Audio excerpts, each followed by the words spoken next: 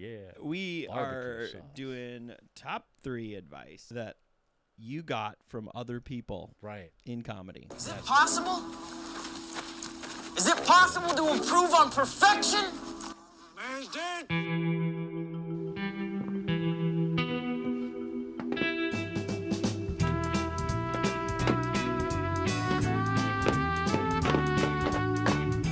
Welcome to the Dueling Beardos Comedy Podcast.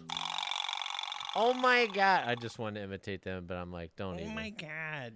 Oh, welcome. This is the Dueling Beardos Comedy Podcast. I'm Bjorn RG. I'm Todd Basil, and I like to turn one chore into two chores. Ooh. Yeah, by doing things too fast. Yep. That's yeah. Yep. That like- would do it. I want to put ice in my cup for my drink. What if I spill ice all over the floor? Then I have to clean it up. Like just now when I was ripping the tea, for the tea, I almost ripped the tea bag, and it was like, Yeah. I don't want to just make tea. I also want to need to vacuum Oh yeah. as well. Yeah. This needs to be vacuumed. Yeah. Let's just Do knock you ever? it all out. Oh, I took one thing and turned it into two the other day. I Oh, went to nice. drink coffee and I picked it up like this and it slipped out of my hand. So then now I wasn't drinking coffee, I was also cleaning up the floor. Yeah. And then coffee's getting cold. And it was a lot of coffee and I was like, I didn't want to use all paper towels. That felt very wasteful. Yeah. So, So you I use went and baby got skin I seals.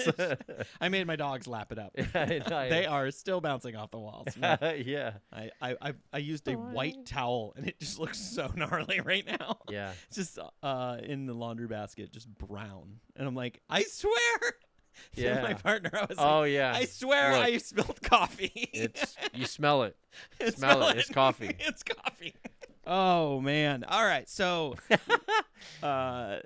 we Barbecue are sauce. doing top 3 advice that you got from other people Right. in comedy. Yeah, that's right. What is your top 3? Now you went first last time, so I will. I'm gonna go So first you go this first. time. Because that's how it works. Because we take turns. Yeah. All right. Number 1. Comedy gives you exactly what you need, but you don't always want what you need. Oh, beautiful. I have to revisit this one all the time. Yeah, I love It's that. so good. That seems like a good grounding reminder kind of thing. Yeah, I'm sure we've talked about it on the podcast before because I bring it up so much. But sometimes you're not getting anywhere, and then like this kind of throws back to the last episode. We were not getting booked on many things. Yeah. We were getting the worst spots at every open mic. No one was Oh, even yeah. giving us a chance to Yeah. showcase that we could bring something to the Yeah. table. Like we weren't even allowed to the table. Right. Like It was too we were high. just like, like looking in the window, cold and low. Yeah. We were looking in the window. Yeah. That's and a everyone great, else having dinner. Yeah. Look at those. And we're like, I swear I won't complain about the food. Yeah. And so we just created our own open mic and created our own thing. Yeah. And I mean that I'm so grateful for that, you Mhm. know? Or when I did not advance the first time I did the Portland's Funniest Person contest. Yeah. I was so driven that I was so upset and I was so driven by that we started our showcase. Like I did the Yeah. things to like Oh, that's finalize right, it. that- Like we were talking to people and it was just kind of like we're just like, we'll do it eventually. That was the catalyst to me being like, we're doing this. Yeah. This is happening. Right. It really lit a fire under me. Yeah. And I got that. It came from getting exactly what I needed. That's what I needed. I Yeah. needed that no, because if I had gotten the yes, we wouldn't have probably done the show. Yeah. You know, Totally. Yeah, Like- that was a great show. Yeah. I would have ended up with something that I didn't really want, and I didn't. It sucks that Yeah. sometimes, a lot of times, it sucks, but it gives exactly what you need, Yep. and you just gotta roll with it and not. Yeah. Yeah. It's tough to just accept it and move on, but Mm-hmm. but it's helpful. Number 2. Number 2. Get better, not bitter. I love that. Oh yeah. Oh man. Yeah, like because it kind of harks back to the other one. It's just like, yeah, people are going to progress faster than you. People are going to progress slower than you. Mm-hmm. I mean, yeah, focus on what you can control, but like just what, and that really is focus on what you can control. Just work harder at reaching out, work harder. Yeah. I just, like get better at writing, like write more, like do more things. Do more things. Get better. Like don't, just take those things as just like, okay, I'm not there yet. Because for some reason, why do you think this is? Everyone just like who gets into comedy thinks that like they are the greatest thing and everyone should realize their greatness. Well, I think we're misled by what we see on TV. I remember seeing Angela Kinsey on Conan interviewed, and here's how the interview went.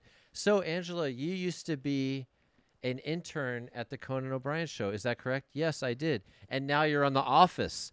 Great interview. What about all those intermediate steps? Yeah. So we all think that, like, I'm going to be a background actor on this Will Ferrell movie, and the next thing you know, I'm making millions, starring role in this crazy comedy that's taken the world by storm. No. There's a lot of steps that are skipped in between that. But we don't hear about that. Your Conan O'Brien interview would be like, Right. well, yeah, I was doing this. It is that sensationalized and for brevity. It's like your movie about your biopic skips a few steps along the way. Right. A little bit more. There was a little bit more struggle there, probably. Yeah, like Freddie Mercury all of a sudden just started wearing tank tops on stage. I don't think so. There was a process of feeling more comfortable with one's body. Then. Yeah.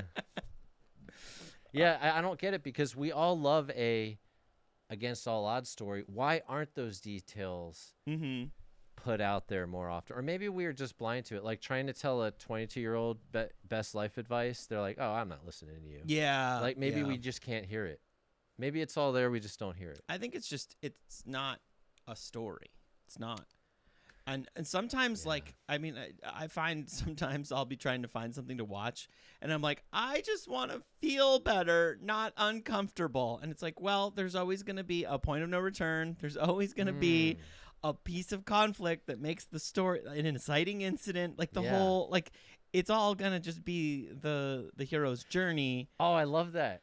But sometimes, like, can it just be like I don't know, a delightful I don't know. I don't want anything bad to happen to these people. Yeah. Can it just? I know. It's so funny. It's Can they just go hiking? Yeah. And then nothing happens. Totally.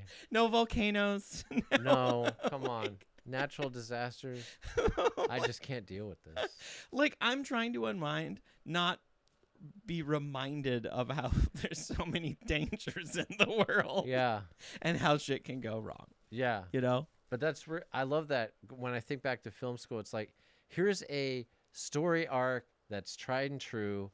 There's, like you said, the inciting incident, the final conflict. Like, but where does that come from? And then you realize, oh, have you ever tried for something really hard and fucked up in your life? You have to, like, build the pieces back up after that? Yep. That's where it comes from. Mm-hmm. It's powerful. It is. But, sometimes I don't want that. Anyway. Yeah. And my number 3, it's all information.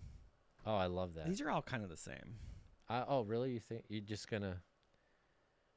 Are they? Okay, thank you. Better You love not, that? Yeah, I do. I don't feel like it's okay. the same thing as the other two. Better, so, not like, better. yeah, it's all information, whether it's from like someone not booking you.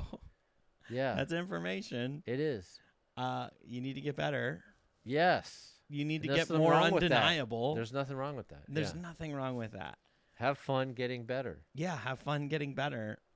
Have fun not being someone who feels like they're chained into a contract where they have to deliver a certain type of outcome and they can't ever experiment. That sounds horrible.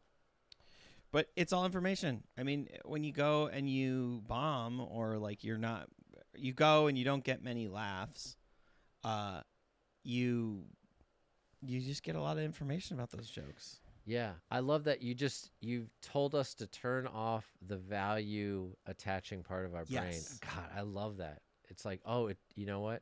Are you going to close yourself off to information?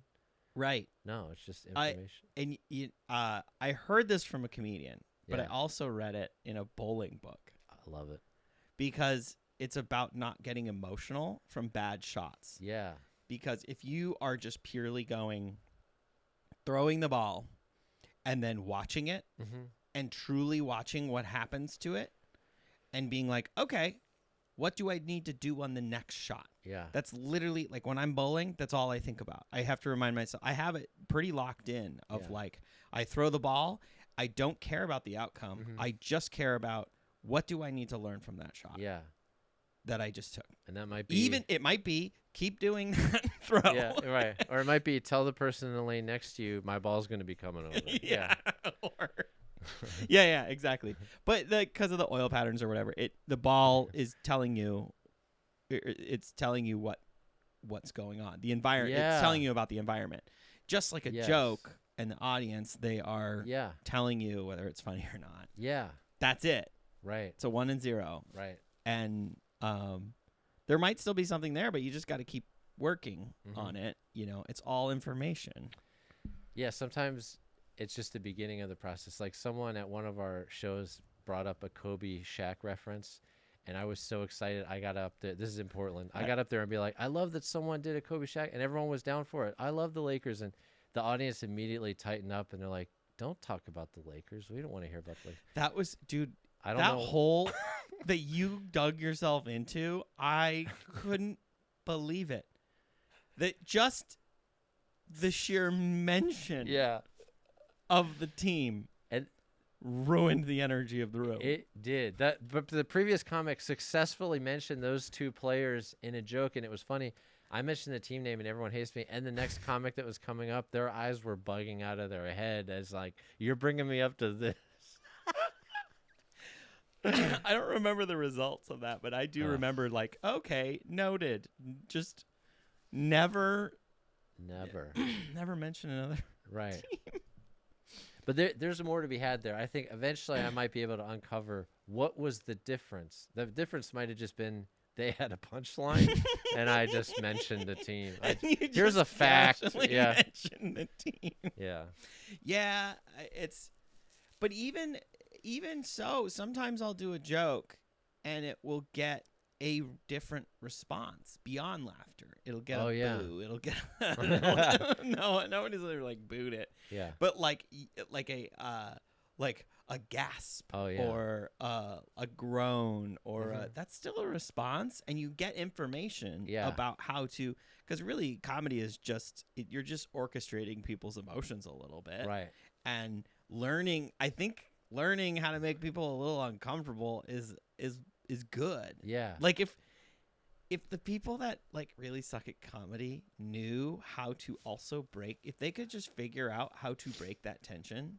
Yeah. Because so many people go up and just create nothing but tension, and then they have no idea how to release that tension. Right. And then the host can go up and usually do it. It's a great gift to the other comics coming up in the Next- show, but yeah. that but know you how should to do release it. Yeah. But I mean, and it might just be, it's like, yeah, you just made everybody uncomfortable, and you didn't realize that you made everyone uncomfortable, or how you made everyone uncomfortable, or so it's all information. Yeah. And you can learn that from not being the person up there doing that. You can learn Yeah. as an observer of comment of a show. You can be like, ooh, they really created a lot of tension. And it's like, okay, so if comedy is create tension, it's a tension and release of tension.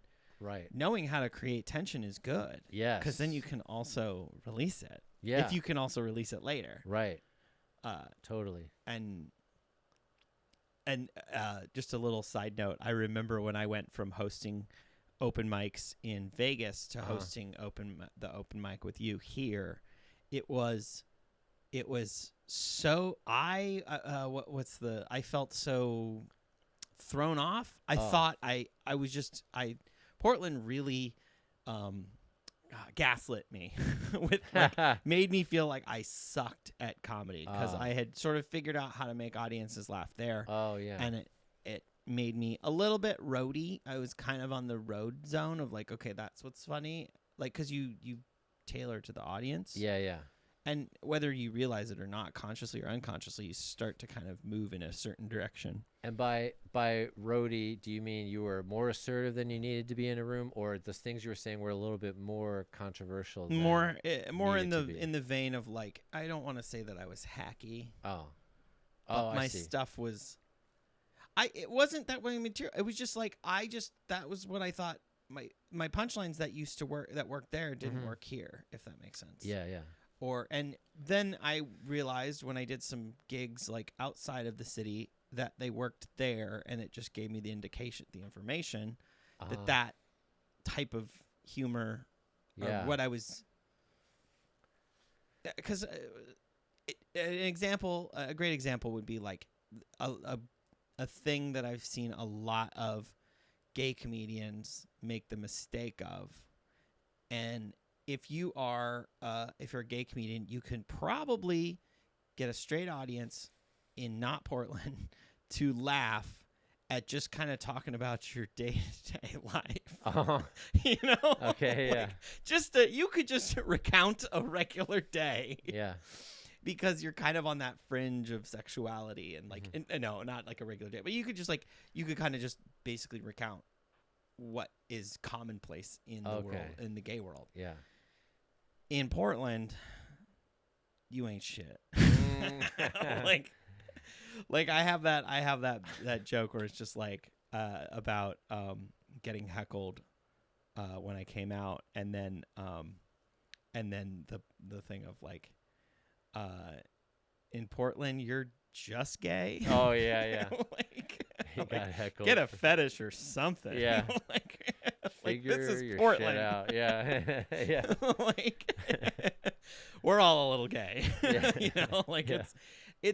it really is. So, but in Vegas, I could just say that I'm gay, and everybody would just like clap and be like, "That's hysterical! You have a beard. That makes no sense. That's funny." Like you get laugh, and I mean, just like when you're getting those laughs, and then you don't understand why you're not getting them laughs later. Yeah, and it just because it's just the audiences that you're playing for. Totally. That's one thing I'm thankful that I was asked to learn, non-verbally asked to learn when I moved out here, is understanding why things are funny. Like I wasn't good at that. I would say stuff and it would get a reaction somewhat consistently. So I'm like, well, I'm keeping that. But if you ask me, what's that joke about or why is that funny? I'd be like, I don't know. It just gets a laugh. So I was forced to examine, if I say anything, why is it funny? Or what am I saying with this that I expect would get a laugh? And being able to identify all that, it has been helpful. Now, do you think that was just from being where we are, or do you think that was just you like aging as a comedian or as a writer? Yeah, just or aging as a comedian as an and writer. Information collector. Yeah, totally. I think just in maturing as a performer and figuring out how I can be better. It wasn't a geographically specific thing, but just moving to a new city and doing comedy there. The last thing I'll say, the reason I brought up Vegas is because I was hosting a lot in Vegas, and a lot of the open mic comedians in Vegas at that time, I don't know, maybe it's gotten better. It hasn't. No.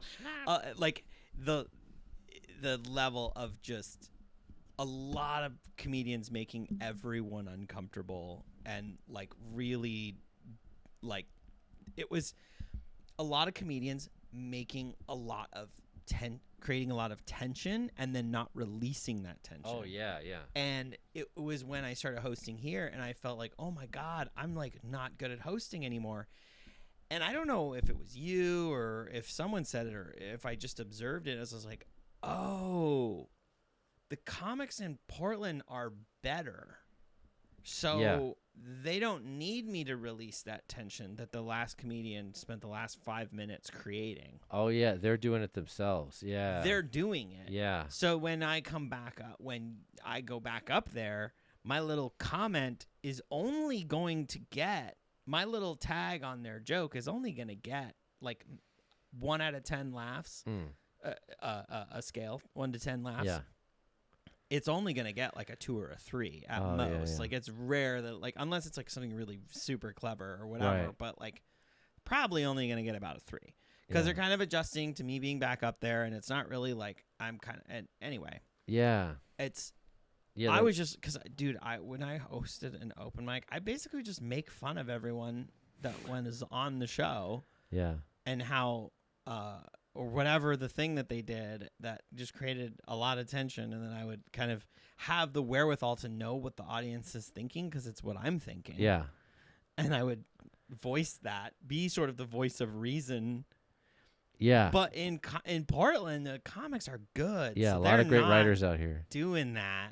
And so then when I go up there and try to be the voice of reason, the most it's going to get is 2 or 3 Yeah. because that other comedian maybe already did it, you know? Yeah, like so here a thing is just the comic generally will do a good job of creating and releasing tension, but if you can answer the what else is going on in that world with any tags you have in mind going up there, that's going to be a good move. And that just but you made don't me have to do work. It made me a better writer. Yeah, I think. yeah. And reactor. So. Totally. Yeah. All right, let's get to your top 3. We went a little long on that one. That's No worries. That was a great list. Because I thought we went fast through the list too quick, and then we hit some other things. So cool. Yeah, there was some good stuff in there. All right. Okay, so top 3 things of advice you've gotten from other comedians about comedy. First one is from Bobby Lee. I was looking at my phone to see if I could find it. I was walking on Santa Monica Boulevard, and this person's like, free comedy show tickets. And they said there's going to be a Mad TV cast member on the bill. And I'm like, great. And I took this girl I was really into, and we went. And she's like, I hope it's Bobby Lee. And it was. So Bobby Lee embarrassed the shit out of me. We sat in the front during the show. But afterward, he came up and said, hey, I don't remember what he said, but I'm like, I'm a comedian. I somehow had the bravery to admit that to an actual comic. I'm like, I'm kind of worried about people stealing my stuff if I put stuff out there. And he's like, you know what? I used to think about that, but I realized all the stuff I write when I was beginning was total shit, so it doesn't even matter. And that made me feel so much better. It's like, who cares if they steal your crap because it's all crap? It's all crap. Yeah. That's great advice. Yeah, it is. I talk to a comic. I try to tell comedians this, the new comics this all the time. If anyone, I think it's really good advice. Something it's in that vein of joke stealing. Everyone's afraid that their jokes are. I think it might be less of a thing now. Yeah. But when we started, it was like people were getting like. It was before even the term of like people getting canceled. People were getting like blacklisted. Yeah. For joke stealing, because there was like the Carlos Mencia thing happened. Right. There was like that was the most different blown up that I remember. That was probably the biggest blown up one. There was, but in my scene, when I started in Minneapolis, there was a dude there, and the thing that sucked is he was like a friend, and he was like one of the first comics I met that sort of like introduced me to the world of comedy. Mm-hmm. He was the roommate of a friend, and that's how I like found out that you can just go to open mics, and like he gave me a glimpse. I went and stayed with a friend in Minneapolis on a trip. Yeah, and it was a friend of a friend or whatever, and his roommates were all comics. Oh yeah, and they just kind of told me what the world of stand up was, and I was just like, what? You just like the whole thing of like, you go to open mics and there's like clubs, and they kind of gave me the system, and I was like, you just like, I was like, this is like skating, it's like skateboarding, you know, except it's comedy, and I don't know, that got in my head, and then I ended up there later. Oh, cool. That's like basically what kind of inspired. Anyways, that guy got canceled for joke stealing. He was stealing verbatim jokes, and he had a couple of jokes that he was known around town for doing. Yeah. And then it came out later that they were like almost like a Brian Posehn joke. It was like it was nuts, and the guy was just so in denial about it. He like denied it, but it was like word for word. Oh wow. They were word for word, and it was before the internet was like, it's a lot harder to do this now. Yeah. But so that would probably be why we were so scared, because that guy got completely blacklisted. Yeah. Well, he got like okayed, and then he got caught doing it again, and it was like he couldn't get on a single show or open mic, or he couldn't get on anything. Yeah, no one wanted anything to do with him, so he had to quit comedy. Wow. Anyways, that probably created some fear. But the thing that I always say in comics, because there was someone that. Dude, it's so interesting. I'm going to use Paul as an example for this. All right. Because he did this, and we talked about this. There's like certain jokes that are you got to watch out. Is it gettable? Uh-huh. There's some very gettable jokes. Pretty much any wordplay joke. Or low-hanging fruit. Yeah, kind of low-hanging fruit. So like Paul was like trying to write a joke, and he made something about like Subaru STIs, like it's funny because the person probably has an STI or whatever. Yeah, like, that like the guy that drives it's like it's right there. Mm-hmm. Yeah, it's very gettable. Yeah, like yeah, you can do it, you know. Right. But like, I sometimes it's like, there's been a few times that like there's been some jokes that someone else is doing that's like similar, and who knows, maybe I heard it or whatever. Or like, I tend to just cut it. Yeah. Like, that's also a hard subject to breach too. Like I saw a comic that I'm working on this premise, and then the whole premise was exactly what an established comedian out here already does, and I'm like, I don't know this person that well.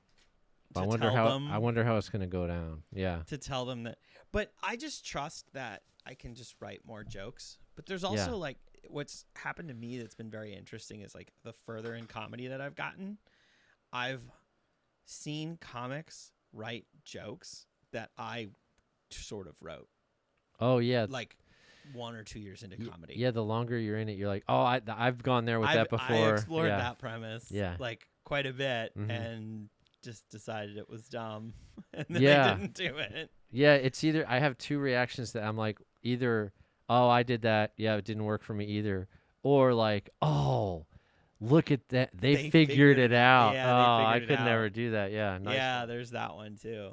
But it is interesting. There's been quite a few examples where someone does it, and it's like, huh, I did a joke like that a lot, like 8 years ago. Yeah. That's so crazy. Like, we all, we're all trying to write jokes, and we're inspired by different styles and whatever. And it's just like, yeah, it's when you're exploring your new world, your newfound world of comedy, there's gonna be some places where, Yeah, like with skateboarding, you're all gonna learn how to ollie.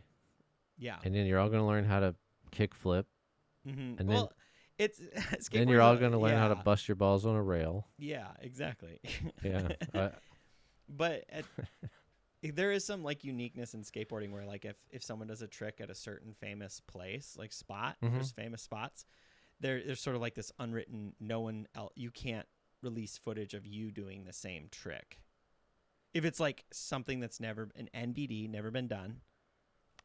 NBD, okay. This is all. So there'll be like a famous stair set, like Hollywood High at the Hollywood High School. Yeah.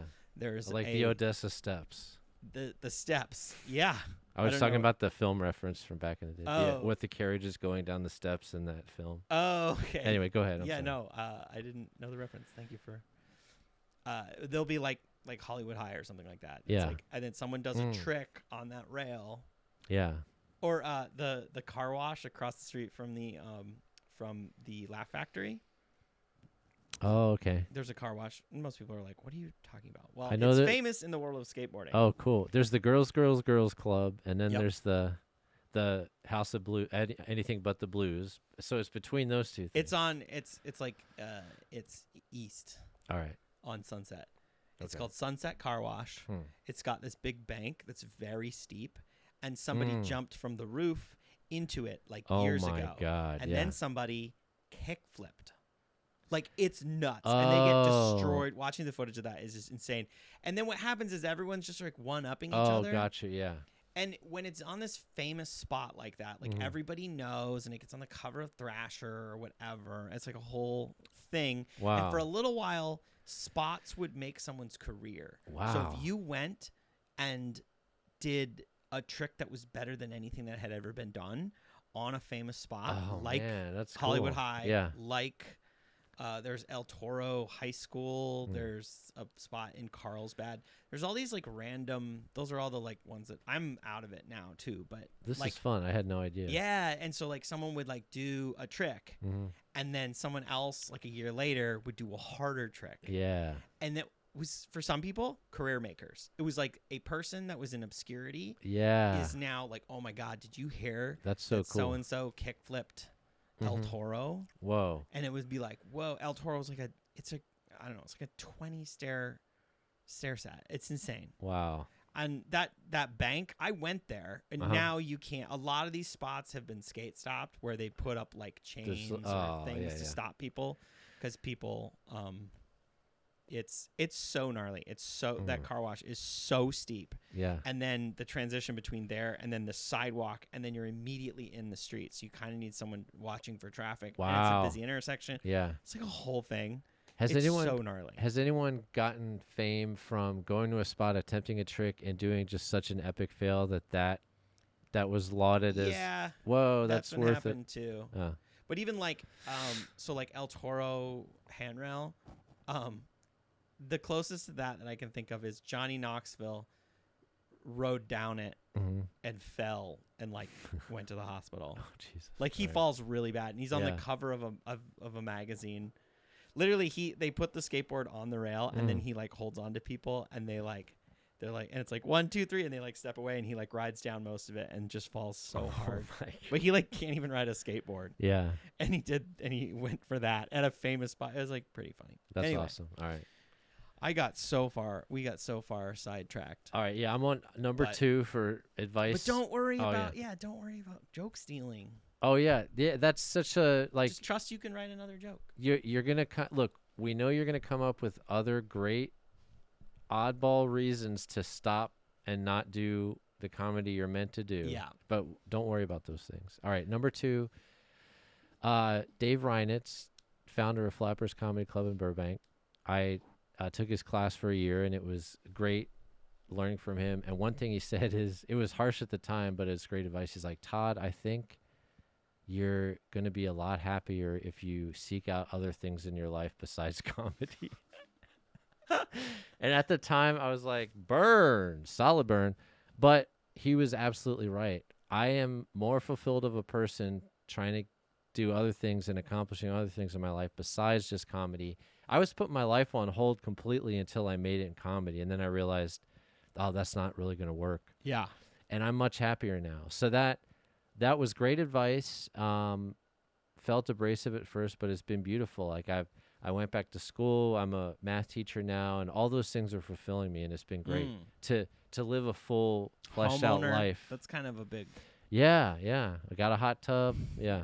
With a hot tub. Got a hot tub. Yeah. Hot tub, hot wife. Hot tub, hot wife. Hot dog. Hot dog. Yeah.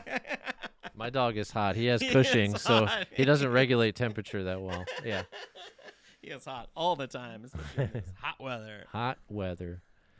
I love yeah. that. So that was great advice. And then the third one, this isn't from a comedian. Well, this person was funny. I had a boss when I worked in internal audit. Don't change the channel, folks. Internal audit, hot topics. They said there's a thing in their industry, or maybe a lot of corporate industries, but tell all, tell often, and tell loudly. There's three things, and I don't think loudly was the third thing, but I'm definitely paraphrasing. So tell all and tell often. Yeah. How are you going to get a following, Todd, if you don't ever tell anyone you're a comedian? How's that going to work? Yeah. You know? I wasn't ready for a while because I wanted to be better. I'm like, I don't want you to come to my show because I wish I was better, but at some point you got to learn. You got to struggle through promotion too. Yeah, totally. That's a big part of it. Like there is that element that is not really. I think there's because like I have the weird thing of like I don't really want to be. I don't have like this super need to be famous, but I love doing comedy. Yeah, that's the weird part.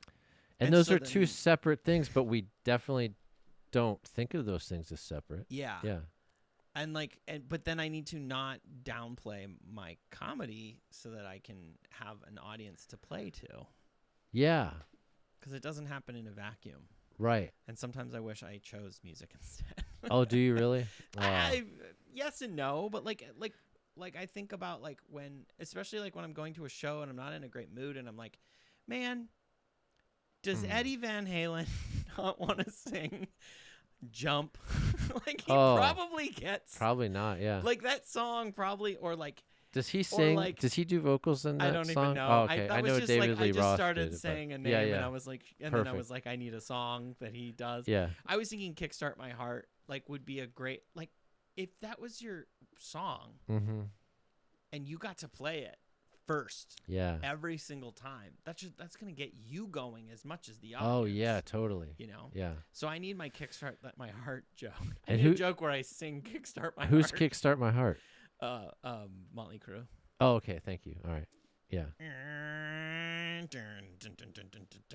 Oh, cool. Okay. Yeah. Wow. Yeah. Oh, that's a badass. That's a great opening song. It gets you in the mood. It yeah. would. Yeah. Like it's like you got to get that like energy. I mean, you can bring it into comedy, and I love music, but I feel like music. It started to manifest in a way. Like I like impersonating Benny from ABBA, and I'm doing some synth pop tunes about food. So I'm investigating the music angle, but I always thought in my head like music is going to play a role in my comedy in some way. And so I like and there's so much there that we don't see like in comedy 95% of performers are standing sticks with the microphone like line 1, line 2, line 3. I'm not moving, I'm not emoting, I'm just relaying information. But rock stars, they're all dancing and like popping, peacocking all over stage like like they give so much physical performance. Like I want to embrace that. I want to stand with my foot propped up on a monitor on stage and like leaning into my knee like a punk singer would do. Like one of those punk singers. Like one of those, those country punk singers. Country punk. Punk singers. Like, yeah.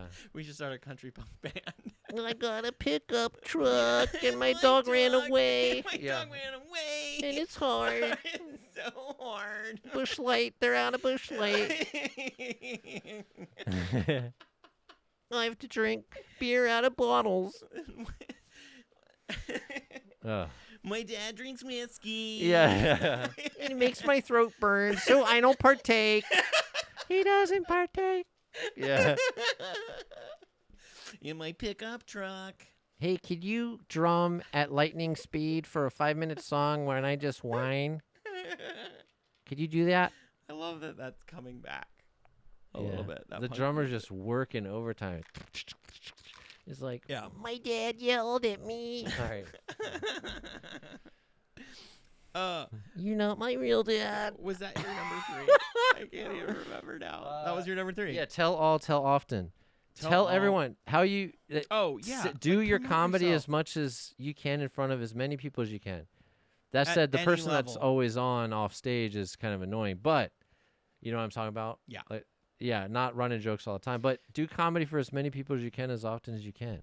At what point did you? I feel like I got to a point with this where I don't feel like I need to be on all the time because it's exhausting. Yeah. Oh, it is. An yeah. age thing, or is it doing comedy for a really long time, like too many stages thing? I know. I think I don't know if it's just one. I think it has to be both. But yeah, it's like I think it's a confidence thing is too. It's like I know I'm going to be calloused against someone coming back with, "Oh, you don't seem very funny." I don't care anymore. I used to feel judged, but now they're judging, but I don't care because I have enough experiences from doing comedy where it's like I know I can deliver. I know I'm doing the best I can. Yeah. By I don't you judging work right now. Yeah, and I don't feel like working. Yeah. If Nancy Kerrigan is not doing triple axles in front of you at your wedding. At the wedding. Yeah, you can triple axle, prove it. Yeah. Here's some skates. Yeah. Yeah, like, but can you triple axle in a park in the summer? Yeah. Like that's like asking a comedian to tell me a joke. Yeah, totally. Like I don't have to do that right now. I just like saying, come to a show. Yeah, come to a show. Or I'll be like, listen to the podcast. I'll plug podcasts or whatever. But you know what I think is funny, because I was actually just at a barbecue last weekend with some people and meeting like new people, I'm hungry. And then they find out that you do comedy, and they start either pitching you jokes or like trying to be funny in front of you. Like the people that want to do comedy so bad that they like want to prove that they're funny to you. Yeah. And I just couldn't be bothered. Yeah. The only thing is like I also there was a couple times that happened, and then I where they were like trying to do zingers, and then I casually threw one in. Obliterated. Nice. You Oppenheimered their ass. I Oppenheimered the conversation. Nice one. Yeah. Something I just honorable mention. I want to kick this one around or out that I've been obsessed with lately is what? Thing that I read or heard or whatever is try to be the most interested person in the room, not the most interesting. Oh, I love that. Wow. I'm just imagining a world where all of us vow to do that. That would be wild. Yeah. That world would be incredible. Why do you think that? Imagine walking into a room and forget the whole they had everyone's attention. It's like, what if you walked into a room and immediately felt like everyone cared deeply about you and you cared deeply about them? Wow, that's a party I want to be at. That'd be amazing. And terrifying at the same time. I guess so. There would be pressure involved, but I think the beauty of it would win out. Mm-hmm. Like, yeah, tell me about how it's going to the gym every day, and you'd be like, tell me about your third nipple, and Yeah. like, yeah, we all care and about I'd be everything. like, tell me about why you've been wearing a mask this entire episode. Right. I was wondering if I should say that on the camera because it's going to be distracting. Probably. Yeah. I had a sore throat all week because someone who thought they weren't contagious was. Your dog. Yeah, my dog. King. Freaking dog. You Yeah. piece of shit. Yeah. So I'm just trying to curb the spread. Hey. But I can't stop the need to podcast. I know, but we got to I was like, man, if we don't. Okay. What else is boring? Oh, yeah. Are you done with name this? of the podcast? I can't. I got shout Oh. out. I did hear that from Jocelyn. Jocelyn gave me that one. What? Oh, other stuff that's Oh, boring. what else yeah. is boring? What else? Yeah. Like when someone's just going on and on. Yeah. But Yeah. I would love to have a podcast that was called "What Else Is Boring." It would be great. There's a lot of turns coming into this building. There's a lot of one-way streets. Mhm. Some one-way streets you have to look left. You ever look left and right on a one-way street just to see if there's someone not following the rules? You don't want to get hit. Dude, I have almost gotten hit. That's Oh, why yeah, I yeah. do it. I had one of those, like, not life flashes before your eyes, but like you're like, man, my day could have been a lot different. Yeah. And then I start recounting all of the obstacles that I slowed down and stopped at, and that were required for me to have that moment Oh, of yeah. almost getting hit. Whoa. Yeah. Because somebody was driving the wrong way down the one-way part of Uh-huh. Burnside, and I was turning left onto it, Yeah. and I wasn't looking. Yeah. 'Cause it's a one-way. Right. I was looking right. Yeah. And there was a person running the red light because they didn't have a red light because they were going the wrong oh way my down. God. And they were just Yeah. unaware. Yeah. And then I had to make that. And I was fully committed to the turn Yeah. when I looked and saw this car about to T-bone me. It was Yeah. terrifying. That is terrifying. And it was like, do I brake or gas? And I gassed because Nice. I was already Carpe in front of them. diem, What am I going to bitch. stop and I hope know. that they stop? I'm like, I'm going to take Yeah. control, Do it. focus on what I can control. Yeah. Which Totally. is getting as much. I thought I was going to get clipped. Yeah. To I almost execute did. the advice we're giving in a split-second decision moment, that's high level. Yeah, That's awesome. That was the other thing where I was just like, and then sometimes you start thinking about like your all the subconscious, because it was like I stopped for a pedestrian that wasn't walking Yeah. across, that was just walking across Yeah. the street, and then a car kind of pulled out in front of me and I had to brake. There was all these little like weird Yeah. moments that got me to that moment. Yeah.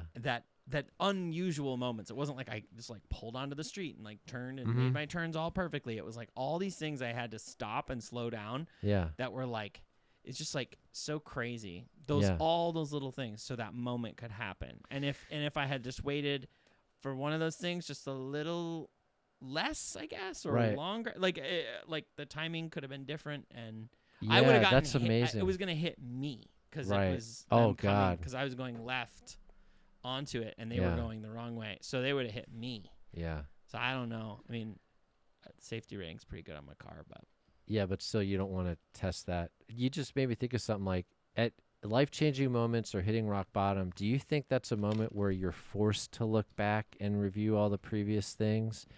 Whereas, like, to get better at comedy, or you have to voluntarily look back and think about all the things that led up to it. Like a big life event, your life changes forever. You're forced to look back and look at everything that got you to that point. But voluntarily looking back, like, I didn't move on in a contest, or no one laughed at that joke, and you have to voluntarily backtrack and say, did I record my set? Did I listen to the recording when I was working that out? Did I come prepared? Did I think about how to make the joke better beforehand? I got to tie all this up Yeah. Because I think I I'm just went off confused. on a. You Did made me you? think about. Huh? Did you though? Did you do all those? I think it just No, comes I down think- to did I do all of the things to be as ready as I feel like I needed to be? Yeah, Did I do the work? And to be good in comedy, you have to voluntarily think about those. You have to voluntarily take the moment where you're almost going to get hit or just were hit, and think about all the moments prior to that and I how think a you lot of work that those. stuff happens subconsciously too. It's sort Oh, of yeah, like yeah. I've been reading a lot about addiction, and part of the theory with addiction is the dopamine hit isn't the purpose of it is to open up your receptors and make you more aware, because it is an animalistic response to finding food, finding something good. Oh, So when you consume something like sugar or alcohol, but like if you consume sugar, you are more aware of what happened before you consumed that sugar. oh, Your subconscious is working a little overdrive, and that's why it's so addictive. It's not the sugar per se, it's the dopamine that we get so that we're more alive, and that's why you get that rush, because you're Oh. like because your body is like, we're animals, Mhm. and it's supposed to be like, oh, we need to find more of this, so we Yeah. got to remember this, we Yeah. need to remember this moment. yeah, Me sitting at my desk eating Skittles. yeah. Remember this Yeah. forever. Oh, wow. Yeah. Dream about it. You know, Yeah. like that's the addiction. It's not Interesting. necessarily the drug. Mm-hmm. Yeah. That's part of it. That's part Right. of the thing. And so I can't even remember why I decided to tell you about that. But we're moments before leading up to Oh, an event yeah. is what we're. yeah. Yeah. So those like traumatic events and Yeah. things like that. It's a dopamine too, because like, man, I was more alive than a cup of coffee could ever do Yeah. after I almost got hit. You kidding me? Yeah. Oh, yeah.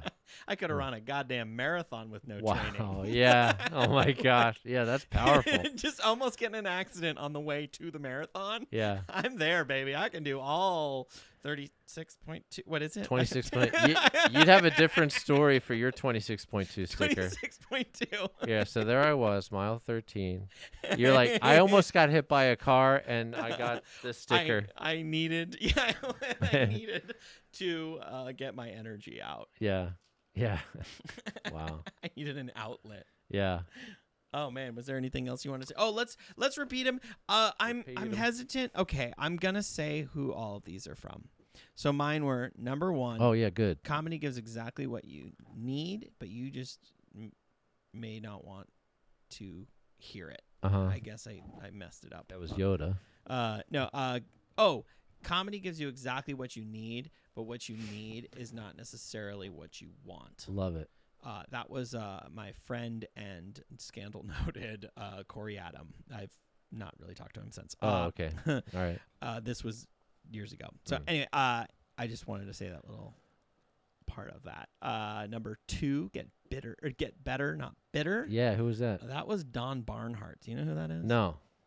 He's a Vegas comedian. He owns like a comedy club now. I think he owned a couple of things. He's Let's like go visit him. yeah, nice guy. All right. Really rad. He was really he helped me out a lot in Vegas. Awesome. I'm and, glad to hear that. He's kind of like a old school road. Like he makes a living with comedy, and like he does like the USO tours and like Oh yeah. like he's found ways of making it a business. I and love making money.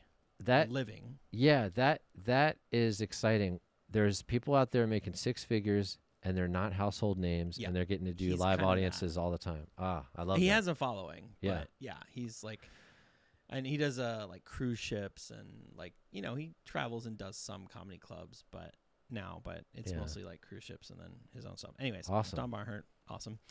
Nice guy. Then number 3, it's all information. That was Alex Falcone. Nice. I love that. Was a comedian from here. Oh, Now I he lives was in like, LA. wait, he's not doing comedy anymore? You're like, he was a comedian. No, he He's used to not live in Portland in anymore. Portland. Yeah, he's, yeah. he's in LA now. but Yeah. Yeah. All right.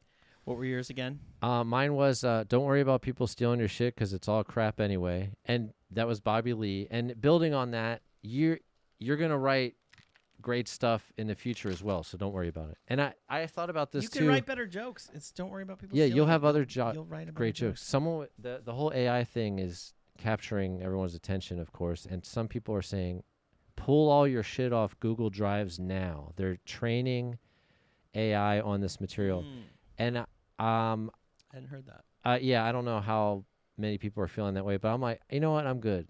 Because I already feel like I learned the lesson of don't worry about people stealing your stuff because you Even write if it's AI. even if it's AI. I like that. Because you'll write that. other more stuff later. Like you and I both have bits where we're like, oh my God, that's the best thing, and then you're like, you just write and you eventually find another best thing, and there's other things. So thanks, Bobby Lee. And then Dave Reinitz from Flappers said, I think you'd be a lot happier if you had other things going on in your life besides comedy. That was brilliant. And then Vicky Hunter was my internal audit boss, and she said, tell all and tell often. Make it known you're a comedian. Yeah. That's awesome. Yeah. All right. That does it for another episode. Yeah, the Dueling Beardos podcast. Thank you for listening. If you liked what you heard, please like and subscribe. Follow. Tell a friend. And if you have like a question that you want to ask us, slippity slide into our DMs on Instagram. Slide. It's like Vaseline covered slip it slide in the backyard. but on your phone. Yeah. Let us know. All Get right. that phone wet. Yeah. All right. Bye. Bye. I tell you people, I'm on a different level.